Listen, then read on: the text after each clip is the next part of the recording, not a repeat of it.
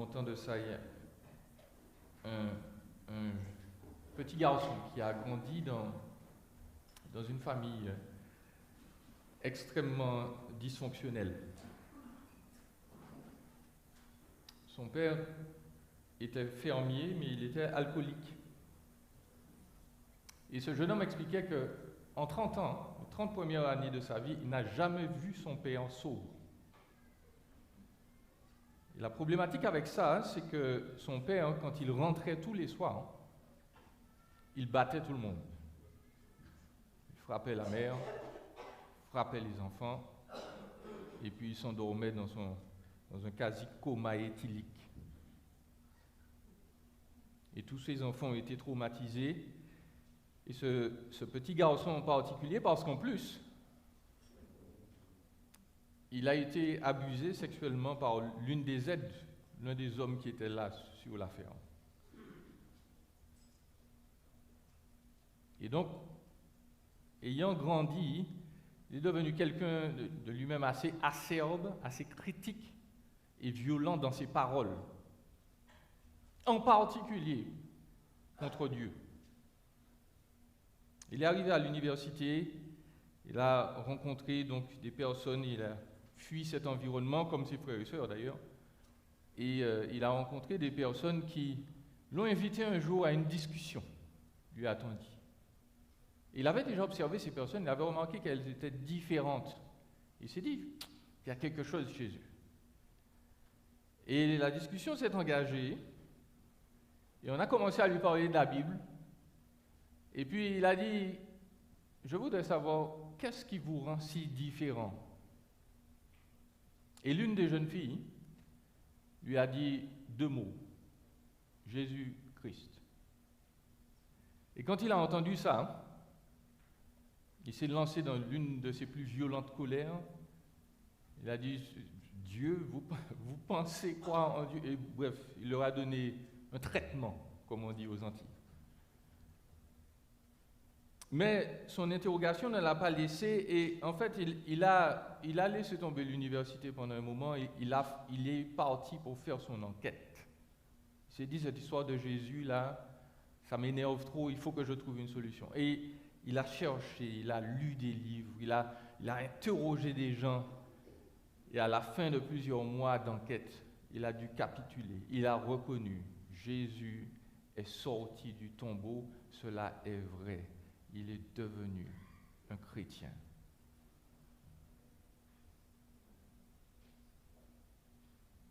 Aujourd'hui, nous allons voir dans la vie de Paul ce qui se produit quand la violence fait place à la victoire de Christ.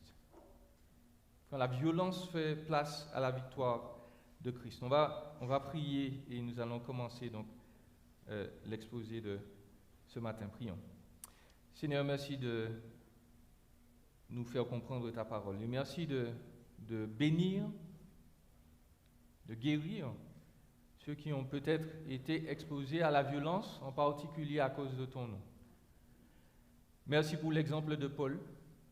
Merci pour l'exemple de notre Sauveur et Seigneur Jésus-Christ. Merci pour la grâce qui se trouve dans sa parole, qu'elle nous fasse du bien ce matin. Au nom de Jésus. Amen. Nous allons voir donc ce qui se produit quand la violence fait place à la victoire de Christ. 4 éléments vont être soulignés ce matin. Ce serait bien si j'allumais mon pointeur. Nous allons parler de violence. Nous allons voir la violence du grand prêtre, la violence de Paul et la violence du pardon, premièrement, la victoire du pardon, premièrement. Deuxièmement, la violence du Sanhédrin et puis la victoire de la résurrection. Troisièmement, la vision du Seigneur et la victoire de l'Évangile. Et puis quatrièmement, la violence des fanatiques et la victoire du Dieu protecteur. Et on va tirer quelques conclusions. Je vais tirer des applications au fur et à mesure de ces points. Rapidement, la violence du grand prêtre, celle de Paul et la victoire du pardon. Paul est toujours à Jérusalem. Il doit se défendre parce que le tribun a besoin de comprendre qu'est-ce qui se passe, pourquoi on lui en veut comme ça, pourquoi on a cherché à le tuer. Et donc il est devant le Sanhédrin, on va revenir sur ce qu'est cet organe-là de décision chez les Juifs, mais nous notons que Paul commence sa défense en disant donc qu'il s'est comporté en toute bonne conscience devant Dieu jusqu'à ce jour. Paul dit, quand on lit littéralement là, que ma conscience est clean, tranquille, je n'ai rien à me reprocher. Et ça va même plus loin, en fait, l'expression fait appel au fait qu'il a respecté ses obligations envers les autres en tant que membre de la communauté juive. Et vous comprenez que c'est un quasi-blasphème pour le souverain sacrificateur. Et Paul dit, ma conscience est claire, je suis un citoyen juif modèle. Et le souverain sacrificateur n'est pas d'accord. Il fait donc frapper Paul. Pour lui, Paul est outrancier. Il lui fait donner non pas une gifle, qui est déjà un symbole de déshonneur, mais il lui donne un vrai coup de poing ou même un coup de bâton. Parce que pour lui, Paul est un homme à battre. Paul subit la violence là, du premier coup. Notons qu'Ananias lui-même, c'est un homme violent. C'est comme ça que l'histoire parle de lui. C'est un homme qui, habituellement, dans son fonctionnement, faisait appel à la violence. C'était un homme qui aimait aussi l'argent. Les historiens l'enregistrent comme quelqu'un qui volait la dîme des autres prêtres. Ce n'est pas un paragon de vertu, monsieur Ananias. On va y revenir. Deuxièmement, notons la colère de Paul, sa violence, lui aussi, verbale. Paul réagit immédiatement et il dit, écoute, Dieu te frappera, muraille blanchie. C'est tout simplement une malédiction. Il cite Ézéchiel 13, verset 10. En gros, c'est un passage qui parle de l'hypocrisie des faux prophètes. Pourquoi Paul dit-il que le grand prêtre, le souverain sacrificateur est un hypocrite? Parce que normalement, dans la loi juive, on n'a pas le droit d'appliquer des punitions avant une audience, avant que la personne ne soit jugée. Or, Paul, là, s'il doit être jugé, ce qui n'est même pas le cas, rappelez-vous, le centurion ou le tribun, cherche à savoir qu'est-ce qui se passe. Ce n'est pas une vraie audience. Et là, le souverain sacrificateur demande à ce qu'on frappe Paul, qu'on applique une punition. Paul, il dit non, tu n'as pas le droit de faire ça. Et il maudit le grand prêtre. Il trouve l'humiliation injuste. Et effectivement, c'est injuste. Sauf que, vous comprenez que la réaction de Paul est extrêmement grave et excessive. Paul a perdu le contrôle. He lost his cool. Il a subi de la violence et il réagit lui-même avec une forme de violence. Plutôt que de ne pas rendre le mal pour le mal, comme Jésus l'a fait, il réagit selon sa nature propre. Et cela ne donne rien de bon. D'ailleurs, on le corrige. On lui dit, tu insultes le grand prêtre, là. Et effectivement, on peut se demander, mais comment Paul n'a-t-il pas remarqué qu'il était en face du grand prêtre? Et donc, effectivement, il y a plusieurs situations. Il y a peut-être un problème de vue. Ça, c'est très probant. Rappelons-nous que Paul a été plusieurs fois battu, une fois lapidé. Chers amis, quand les Juifs lapidaient les gens, ils donnaient des coups de roche.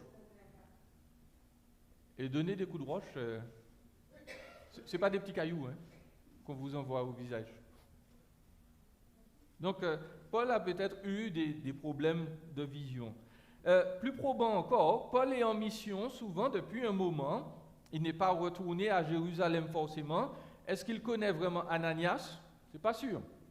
Parce que le grand prêtre a changé. Rappelez-vous, c'est Caïphe qui était en service, pas Ananias. Et puis, il est fort probable que le grand prêtre n'ait pas été en tenue ce jour-là, tout simplement, et qu'on ne le distinguait pas forcément des autres. Quoi qu'il en soit, Paul a eu tort d'exploser ainsi. Et donc, notre troisième point est important parce qu'il s'agit là de la victoire du pardon. Paul n'est pas resté sur cette défaite. Il a explosé, il n'aurait pas dû, mais il prend ses responsabilités.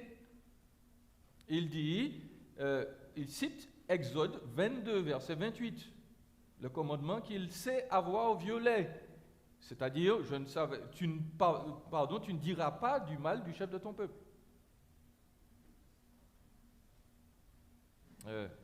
Paul, notez, il pratique ce qu'on appelle le respect de l'uniforme. On peut être en désaccord foncier avec quelqu'un. En fait, on peut ne pas avoir de connexion avec quelqu'un et ne pas trop l'apprécier, mais on honore l'individu parce que c'est un individu, c'est une créature à l'image de Dieu, et dans certains cas, c'est un supérieur. Donc on doit respecter cela. Et c'est ce que Paul dit là. Il dit, oui, j'aurais dû respecter cette autorité.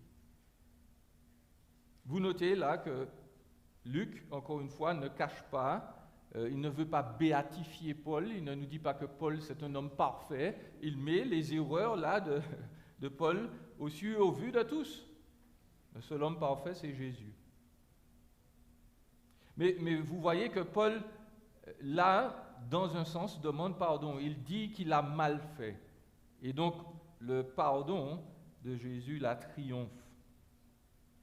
Et très rapidement, donc, il nous faut faire une première application de cet épisode.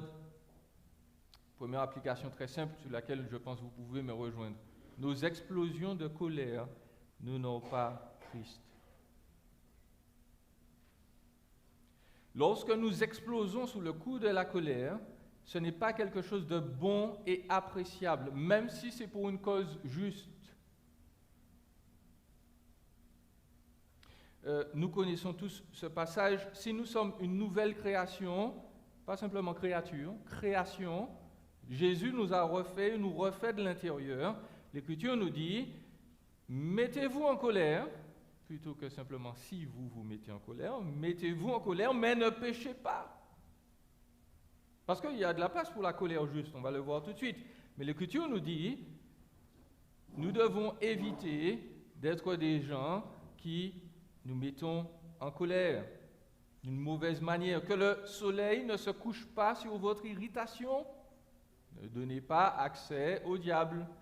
Et puis au verset 31 de notre passage, il nous est dit que toute amertume, animosité, colère, clameur, la clameur c'est un cri, calomnie ainsi que toutes sortes de méchanceté soient ôtées du milieu de vous, soyez bons les uns envers les autres, compatissants, faites-vous grâce réciproquement comme Dieu vous a fait grâce en Christ. Chers amis, la colère biblique existe, mais elle est brève, que le soleil ne se couche pas sur votre irritation. Elle est non destructrice, elle ne brise pas les autres en face, elle n'est pas explosive. La colère biblique se mesure en décibels. Il y a une différence entre augmenter le ton parce qu'on n'est pas content et crier. Et laissez-moi vous aider. C'est les gens en face qui vont vous dire la différence entre augmenter le volume et crier. Quand quelqu'un vous dit « ne crie pas s'il te plaît », ne lui dites pas « non, je ne crie pas ». Ah non, la personne en face vous dit « non, là on n'est pas passé à augmentation de volume, on est passé au cri ». Ce n'est pas vous qui pouvez déterminer si vous criez ou pas, parce que la plupart du temps, quand on crie, on ne se maîtrise pas. Donc Jésus nous invite à ne pas nous mettre en colère, ou surtout à ne pas exploser lorsque nous sommes sous le coup de la colère. Il lui fait grâce, il restaure les coupables. Lorsqu'il demande pardon, bien entendu. Si nous sommes prompts à la colère, nous devons commencer à prier régulièrement à ce sujet. Est-ce qu'on demande à Dieu de continuer à produire en nous le fruit de l'esprit, qui est la joie, la paix, la patience. Nous devons lire les passages de l'Écriture relatifs à la colère. Jacques 1, 19 nous le rappelle, que tout homme soit prompt à écouter, lent à parler, lent à la colère. Verset 20, la colère de l'homme n'accomplit pas la justice de Dieu. On n'accomplit rien de bon sous le coup de la colère. Nous devons apprendre à examiner, à sonder les racines de notre colère. Pourquoi suis-je vraiment en colère? Il peut y avoir simplement des facteurs physiques. Peut-être que je n'ai pas dormi assez.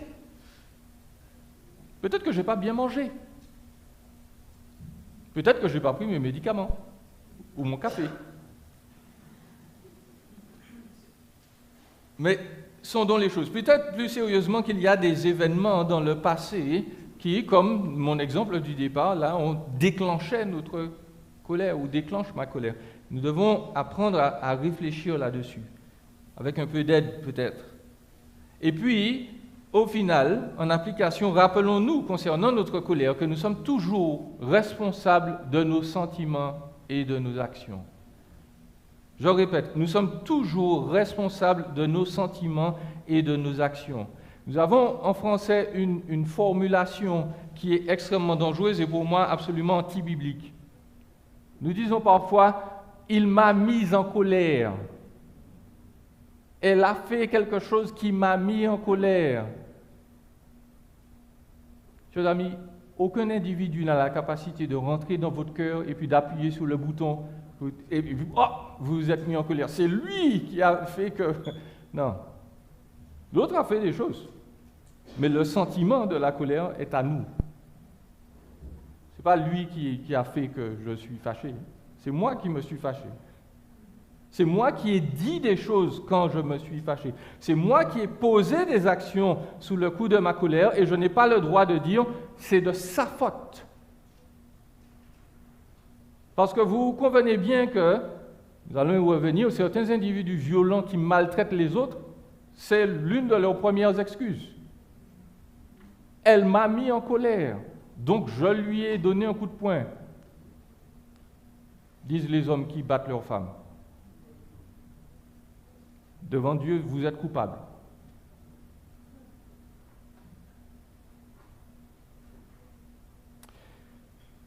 Le Seigneur pardonne, le Seigneur restaure quand on est prêt à travailler sur sa colère et à reconnaître qu'il y a un problème. C'est ce que Paul a fait.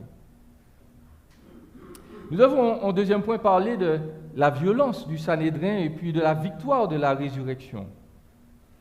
Paul, il demande pardon, il dit effectivement, il ne faut pas mépriser ses dirigeants, et puis il provoque une vive discussion qui se meut, hélas, dans une autre tentative de meurtre. Pourquoi? Parce qu'il parle au Sanhédrin et il utilise la composition du Sanhédrin pour utiliser, donc pour obtenir cet avantage-là de l'indécision.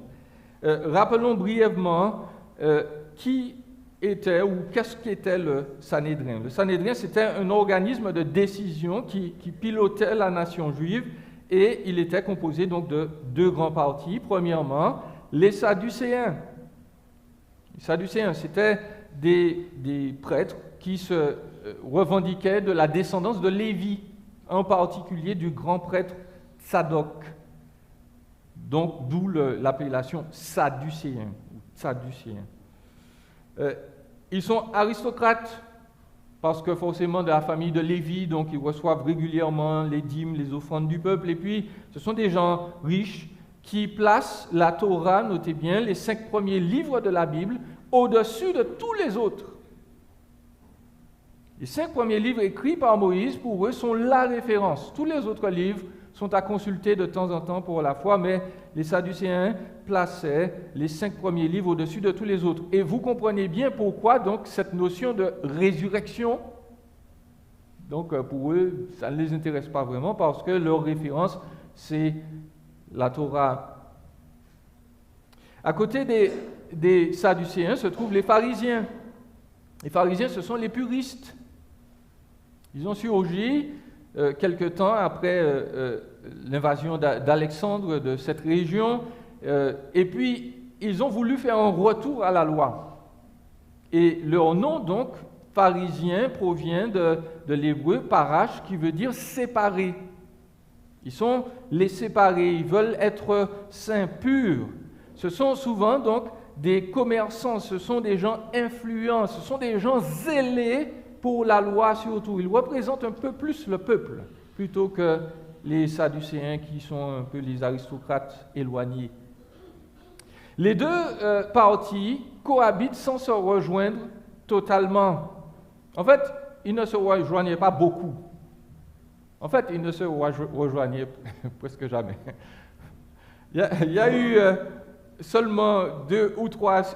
en fait, leur dispute apparemment était si violente entre eux, là, les pharisiens et les sadducéens, que quand il y avait l'une des parties qui avait gagné les disputes, ils faisaient un parti après. Ils étaient tellement intenses dans leur débat que quand ils avaient gagné, ils disaient « Ouah, on a gagné! Parti !»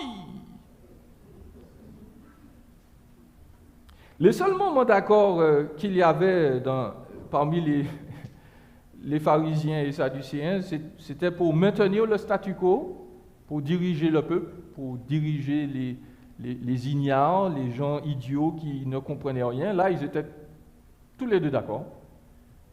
Pour tuer Jésus, tout le monde était d'accord ou presque. Et puis maintenant, pour tuer Paul. Parce que même quand Paul dit « Je suis pharisien, fils de pharisien, etc. », on ne veut pas l'épargner. On veut le tuer. Nous l'avons lu. Et donc, Paul rappelle qu'il se retrouve là, face au Sanhédrin, face à cette violence, à cause de ce qu'il dit lui-même être l'espoir et la résurrection des morts. Peut-être qu'on peut interpréter là l'espoir, c'est-à-dire la résurrection des morts. C'est quoi l'espoir ultime du peuple juif? C'est l'arrivée du Messie, certes, mais Paul, dans ses autres défenses, plus tard, on va le voir, il dit bien que ce qui va mobiliser, vraiment centraliser cette espérance, c'est le fait que les morts ressuscitent et Dieu en a donné la preuve par Jésus-Christ. Et donc, même si certains veulent épargner Paul, la dispute se retourne contre lui et Paul, donc, doit fuir une nouvelle fois. Très rapidement sur cette notion de résurrection. Bien entendu, les pharisiens, les sadducéens n'interprétaient pas de la même manière l'Ancien Testament. Et on peut comprendre jusqu'à un certain point parce que techniquement, il n'y a qu'une référence très claire à la résurrection. Elle se trouve dans Daniel 12, verset 12, où Daniel dit « Les morts vont ressusciter », il emploie le terme, les uns pour la vie éternelle, et puis les autres pour une honte, une destruction éternelle. Là, c'est cité de manière explicite. Mais il y avait des allusions à la vie éternelle. Enoch et Élie sont tous les deux emportés quelque part dans la présence de Dieu. Les Juifs étaient persuadés d'ailleurs qu'ils allaient revenir. Donc, on pense à l'au-delà quand même. Et puis, Job, dans Job 19, verset 25, nous a dit qu'il est sûr que dans sa chair, il verra Dieu, même après sa mort. Il le précise. Donc, la chose n'était pas très claire, mais il n'empêche. Jésus est venu clarifier les choses. Peut-être que l'Ancien Testament était un tout petit peu flou, mais Jésus est venu apporter les bonnes lunettes. Jésus a dit lui-même dans Jean 11, verset 25, « Moi, je suis la résurrection et la vie. Celui qui croit en moi, il vivra même quand il serait mort. Et quiconque vit et croit en moi ne mourra jamais. » Et il dit, crois-tu cela?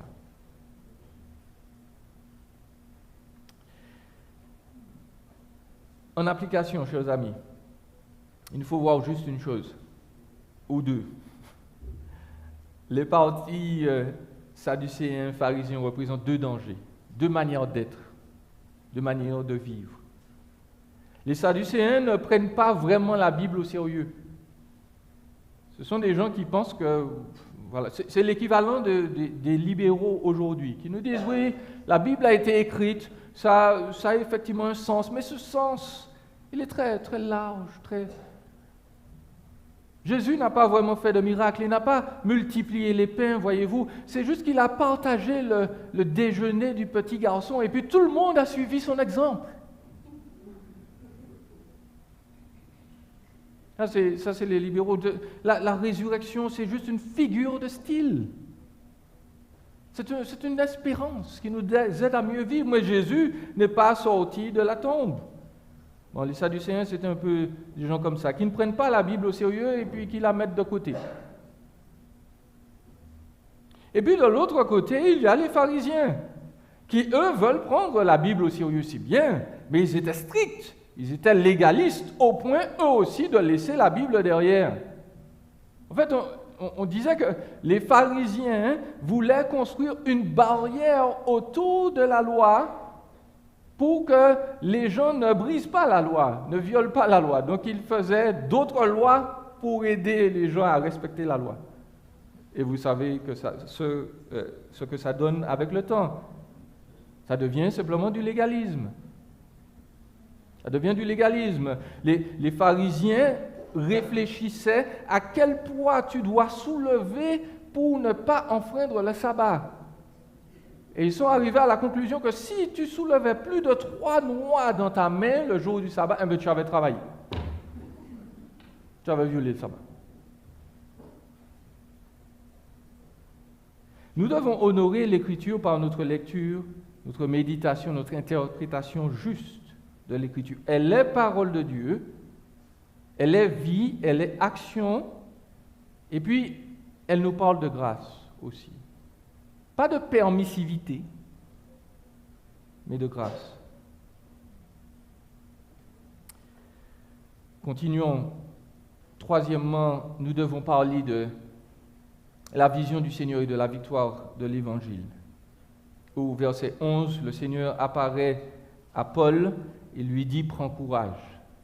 Prends courage, tu dois rendre témoignage à Rome. » Paul reçoit cette exhortation du Seigneur, il lui dit « Courage ». Jésus lui dit « Courage », littéralement, et confiance. Sois ferme dans tes intentions face au danger, face au test. Et le Seigneur dit à Paul, écoute, il faut que tu rendes témoignage dans Rome. Il est nécessaire que tu rendes témoignage dans Rome. C'est le plan divin, c'est la volonté de Dieu que tu ailles là-bas pour parler de qui je suis. Et très rapidement, donc, je voudrais souligner que, en application de ce fait que l'Écriture nous rappelle que notre mission, c'est d'annoncer l'Évangile. J'insiste dessus parce que j'ai déjà rencontré beaucoup de chrétiens qui sont découragés. Et même moi, je l'ai déjà été.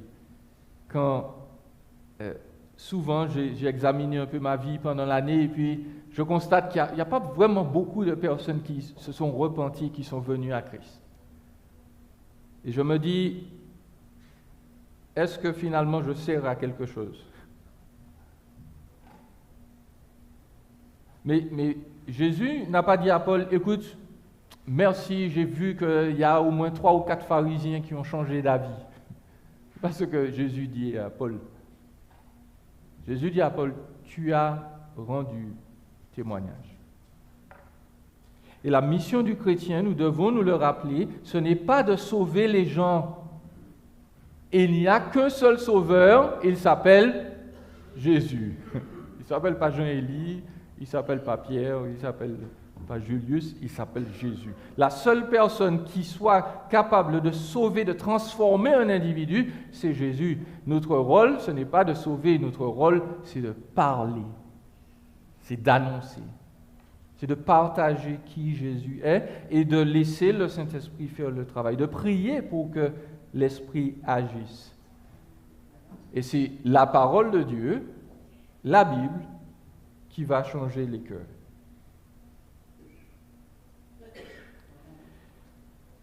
Notre dernier point, c'est la violence des fanatiques et puis la victoire du Dieu protecteur. Donc, Paul fait face à une autre tentative de meurtre. le complot là,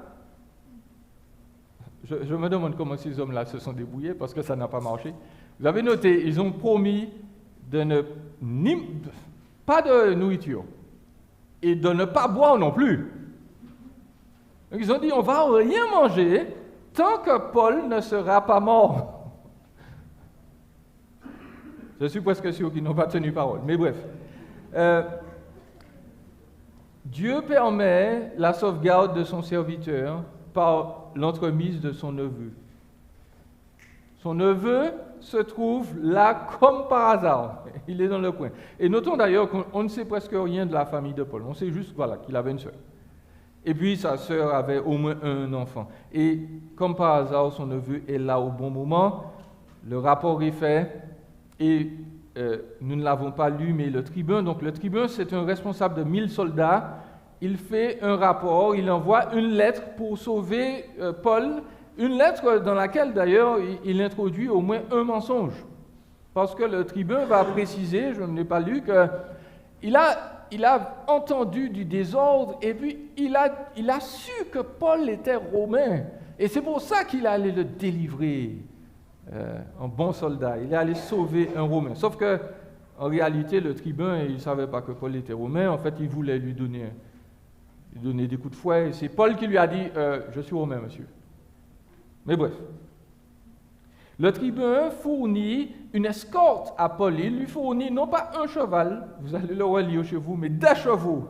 Il prend des précautions. Au cas où il y a un animal qui meurt ou quelque chose, il prévoit des roues de secours pour Paul. Autrement dit, il veut s'assurer que rien ne ralentisse son trajet, qu'il est prêt à faire échapper Paul rapidement. Tout ça pour dire, non seulement le neveu est là au bon moment, mais pour aider à l'accomplissement de la mission de Paul, Dieu pourvoit et utilise des gens qui ne l'aiment pas du tout. Dieu utilise l'armée romaine pour protéger son serviteur des Juifs complotistes.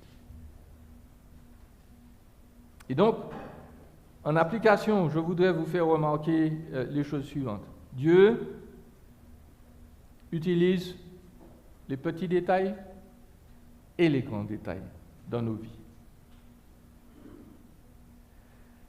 Certains d'entre nous ont vu leur délivrance par des petits détails, des courriers qu'ils avaient oubliés, des personnes à qui ils avaient parlé une fois, et puis la personne est revenue et puis les a délivrés là, dans un instant de crise. Dieu utilise les petites choses comme les grandes. Dans la société romaine, un jeune homme, c'était un adolescent sans doute, c'est une quantité négligeable. C'est quelqu'un sur qui les pères avaient droit de vie et de mort. C'était quelqu'un qui était certes peut-être l'espoir de la famille, mais ce n'est pas quelqu'un digne d'intérêt. Dieu a utilisé cette personne-là pour sauver Paul. Le tribun écrit des mensonges dans son courrier. Peut-être qu'il voulait une promotion, mais que cela ne tienne. Il va accomplir la mission que Jésus lui a confiée. Il va protéger Paul quand même. Nous devons nous rappeler que Dieu n'est jamais bloqué par la méchanceté humaine. Chers amis, peut-être que vous êtes bloqués, oppressés dans votre situation, soit au travail, soit dans votre voisinage, dans votre vie personnelle. Il y a quelque chose qui vous fait mal, qui vous bloque. Dieu n'est pas bloqué.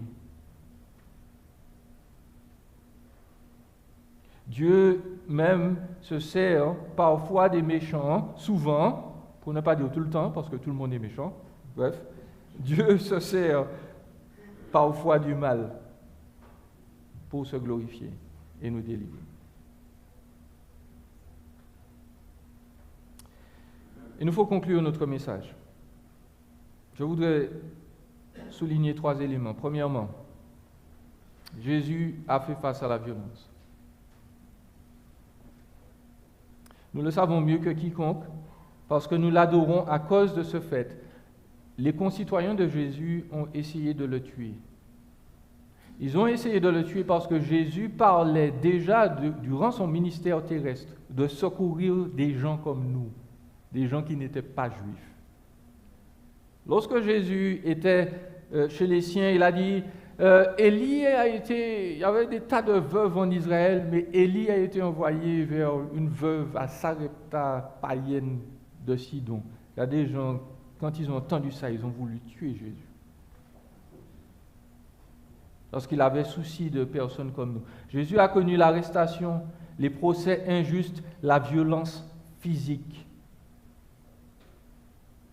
On l'a battu, on lui a donné des coups, on lui a donné une gifle. Et sa réponse lorsqu'on l'a giflé, c'est de dire « Mais si j'ai dit quelque chose de mal, explique-moi. Et si je n'ai rien dit de mal, pourquoi tu me frappes ?» Ça, c'est la réponse de Jésus. Il pousse les violents à s'interroger. Pourquoi fais-tu le mal? Jésus a subi tout cela parce qu'il nous aimait et il a subi tout cela alors qu'il était innocent. Pilate l'a reconnu, il s'est lavé les mains, il a voulu se laver les mains de Jésus. Il a dit, bon, moi, cet homme-là, il est innocent, moi aussi. Nous avons parfois souffert de violence. Jésus, c'est l'innocent parfait. Il doit être innocent. Il est innocent parce qu'il est Dieu et parce que nous avons besoin de son innocence. Nous avons besoin de sa perfection. Nous disons, chers amis, que pour aller au ciel, il faut être parfait. Allons le répéter souvent. Aujourd'hui, la plupart du monde évangélique ne croit pas dans cette réalité. Tout le monde pense qu'on peut entrer au ciel comme on est. Chers amis, Dieu est parfait. Pour rester en présence de la perfection, il faut être parfait. Et le seul moyen d'être parfait, c'est de recevoir la perfection de Jésus pour nous. Jésus a subi toute cette violence pour nous donner sa perfection, pour nous donner cette assurance que si nous confessons nos fautes, si nous reconnaissons que nous aurions dû payer à sa place, eh bien, nous avons une espérance de vivre éternellement parce que nous serons parfaits comme lui. Deuxièmement, Jésus nous demande, je crois, de préserver les humains de la violence. Devant la violence, nous devons chercher à préserver la vie humaine. La violence de nos adversaires ne justifie jamais la nôtre, certes, mais devant la violence, nous devons fuir. C'est ce que Jésus a dit. Lorsqu'on va vous persécuter, fuyez. Et je tiens à le préciser, parfois, ce n'est pas tout le temps, mais parfois, les femmes et les enfants ont reçu auparavant des conseils dangereux.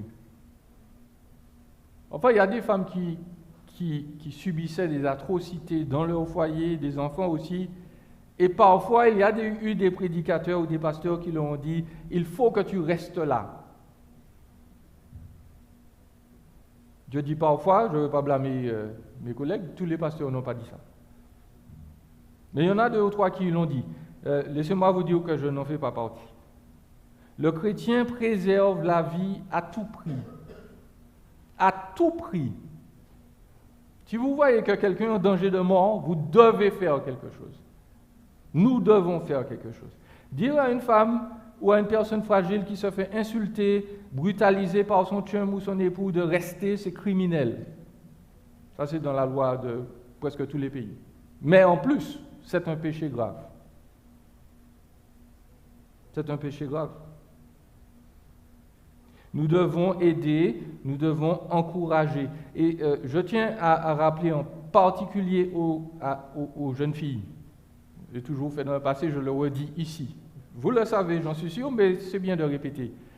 Un jeune homme qui vous a insulté, ne serait-ce qu'une fois, il est disqualifié normalement du mariage, fréquentation, amis. S'il vous a insulté, ne vous en faites pas. Il pourra faire pire. Parce qu'aujourd'hui, on normalise la violence. Quand on est une victime, on se dit, oui, mais c'est normal, c'est moi qui l'ai énervé, etc. Si un jeune homme a levé la voix sur vous pour vous traiter de je ne sais pas quoi, partez. Partez. Partez, ne restez pas. Je veux dire, la relation est finie. Il vous a dit que vous étiez une idiote, bon, c'est bon. vous partez. Vous prenez vos clics et vos claques et vous partez. S'il ne peut pas vous respecter dans votre intégrité d'individu et vous traiter, vous parler correctement, il ne faut pas rester.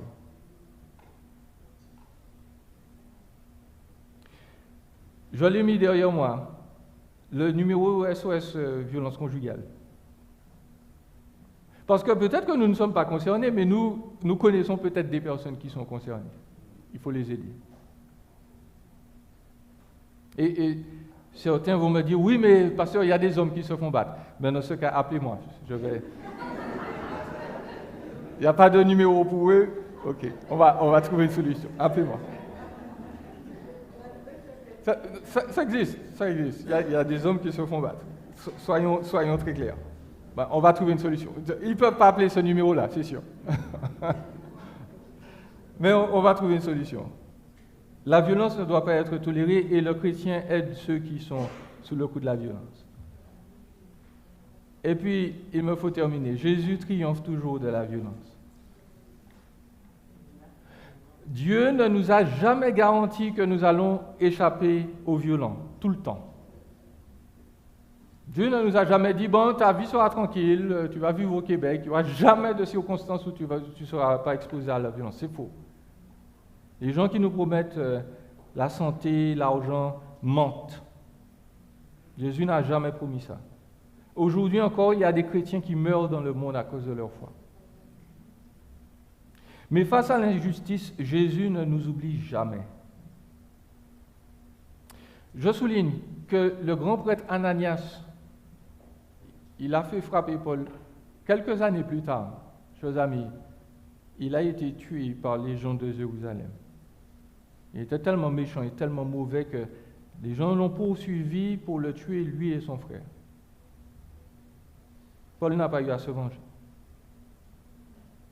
Je veux vous rappeler qu'avec Christ, la victoire est certaine. Peut-être que vous avez été victime de violence et vous vous dites que l'avenir est sombre. Jésus fait triompher de la violence. Je voulais parler dans l'histoire du début de cet homme donc, qui a capitulé. Il a dit Jésus est Seigneur de ma vie. Excellent. 6 mois après sa conversion, il a eu un accident de voiture. Un accident très grave. Il ne devait pas bouger. Il était couché, il ne devait pas bouger. On l'a maintenu, on lui a mis minerve, machin. On lui a dit, si tu bouges, tu es paraplégique. On lui a dit, bon, ben, tu ne vas pas rester à l'hôpital tout le temps. Il faut que tu rentres chez quelqu'un. Le seul parent qui lui restait, c'était son père. On l'a ramené en ambulance. Presque de 200 km de route. Il arrive chez son père, il ne peut pas bouger. Et son père le regarde, et son père a les larmes aux yeux. C'est la première fois qu'il l'a vu en 30 ans, sobre. Et il dit à son père, « Papa, je t'aime. » Et Jésus, il est venu mourir pour des gens comme toi. Il a exposé l'évangile à son père. Son père est sorti de la pièce. Il est revenu. Il lui a dit, si Jésus est capable de te transformer comme ça et de te faire dire ces choses-là, je veux de Jésus. Et ce jour-là, son père s'est converti.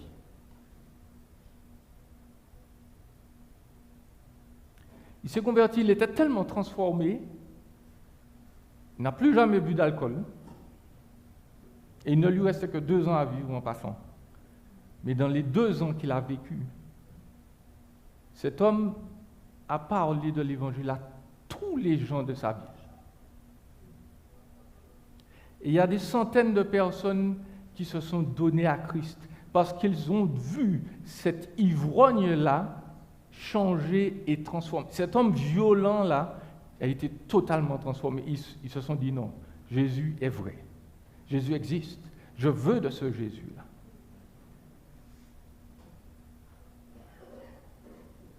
Chers amis, quand nous sommes dans la violence, quand nous avons subi de la violence, devons nous rappeler, Jésus triomphe toujours de la violence.